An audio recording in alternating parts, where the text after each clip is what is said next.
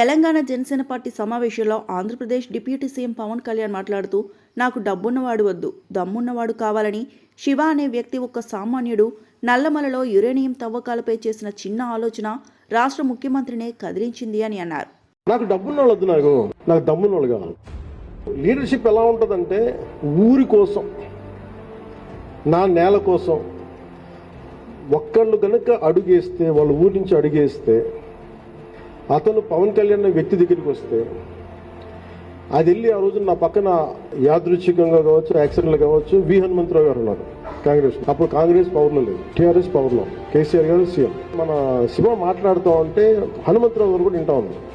So నేను చెప్పాను, నేను వెంటనే మన వాళ్ళకి ఎవరికి ఫోన్ చేసి అసలు ముందు దీని మీద ఒకసారి డిస్కస్ చేద్దాం, మాట్లాడుతూ వి హనుమంతరావు గారు అంటే మేము కూడా ఏదైనా చేయమంటావా అన్నాడు. అలా స్టార్ట్ చేస్తే మేము రౌండ్ టేబుల్ కాన్ఫరెన్స్ పెట్టాం. దానికి అప్పుడు ఇంకా పార్టీ హెడ్ కూడా అవ్వలేదు, రేవంత్ రెడ్డి గారు, కాంగ్రెస్ నాయకులు గారు ఉన్నారు, ఆయన వచ్చినారు, అందరూ కలిసాం, అన్ని పార్టీలు కలిసినాయి. జనసేన దగ్గరికి వస్తే అన్ని పార్టీలు కలిస్తే యురేనియం తవ్వకాలను ఆపేయమని అప్పుడు మన కేసీఆర్ గారు, అప్పుడు గౌరవ ముఖ్యమంత్రి, ఆయన తెలియజేశారు. అంటే నేను ఎందుకు చెప్తున్నానంటే, when you believe in an ideology, ఒక్క శివ అనే ఒక కుర్రాడు వెళ్ళి కదిలిస్తే ఎన్ని పార్టీలు కదిలిని ముఖ్యమంత్రి స్థాయి దాకా వెళ్ళింది. అది శక్తి, అది తెలంగాణ శక్తి. అంటే ఎంత బలం ఉండాలి, ఈ గుండె ఎంత పెద్ద గుండెగా ఉండాలి, ఈ బుర్ర ఎంత బలమైన బుర్ర ఉండాలి. నాకు డబ్బున్నవాళ్ళు వద్దు, నాకు డబ్బున్నవాళ్ళు కావాలి, నిలబడేవాళ్ళు కావాలి.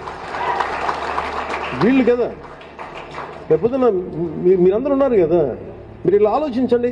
నేల ఎందుకు కదలదో, శక్తి ఎందుకు రాదో, మార్పు ఎందుకు రాదో చూపిద్దాం. ఇది జనసేన. నేను చెప్తాను, మీరు ఊహించగలరు, నేను పట్టుకుంటాను. నాకు కనిపిస్తాడు మనిషి, ఎందుకంటే నేను అలాంటి కాబట్టి నేను పట్టుకుంటాను, నా అలాంటి పట్టుకుంటాను. శివ ఒక్కడొచ్చి ఇంతమంది కదిలిస్తే, ఇలాంటి శివ ఊరికొకటి తయారైతే దేశం బాగుపడదు. ఇది నేను ఎన్ని ఉదాహరణలు చెప్తా, ఎగ్జాంపుల్ అంటే నాకు ఎంత ఇన్స్పిరేషన్ అంటే Shiva it's a true story, success story. ఇప్పుడు నన్ను ఎవరైనా సినిమా హీరోగా మనం చప్పట్లు కొట్టేస్తాం, పవన్ కళ్యాణ్ చూడగానే చప్పట్లు కొడితే ఏలేస్తాం కాదు. నిజమైన హీరోలు వీళ్ళని కదా మనం తీసుకోవాలి.